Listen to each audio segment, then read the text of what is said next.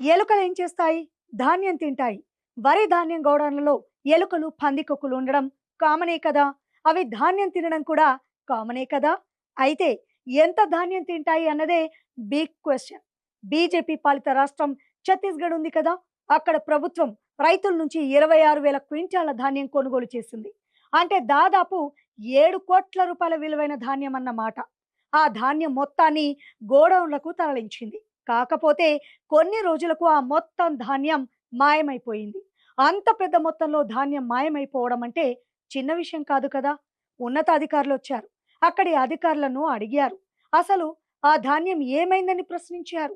దానికి వాళ్ళు తాపీగా ఎలుకలు, పందికొక్కులు తినేసాయండి అని చెప్పేశారు. వావ్! నిజంగా ఎలుకలు గ్రేట్ కదా! 26 క్వింటాల ధాన్యాన్ని తినేయడం అంటే మామూలు విషయమా? కాకపోతే అధికారులకే నమ్మబుద్ధి కాలేదు. అంత ధాన్యాన్ని అవెలా తినేస్తాయని ఎంక్వైరీ చేశారు. అక్కడి సీసీ ఫుటేజ్ కూడా చెక్ చేశారు. వావ్! మిరాకిల్. నిజంగానే ఆ ధాన్యాన్ని ఎలుకలు, పందికొక్కులు తినేశాయి. అవి ఎంత తెలివైనవంటే అవి మనుషుల్లా వేషం వేసుకున్నాయి. అచ్చంగా అక్కడి అధికారుల గెటప్‌లోనే ఉన్నాయి. ఇంకా కూడా అదే గెటప్‌లో తిరుగుతున్న ఆ పందికొక్కులపై కేసు నమోదు చేశారంట అక్కడి అధికారులు. అసలు ట్విస్ట్ ఏంటంటే ఈ పందికొక్కు అధికారులు అసలు ఆ ధాన్యమే కొనలేదు. కొన్నామని చెప్పి ప్రభుత్వం నుంచి డబ్బులు మెక్కేశారు.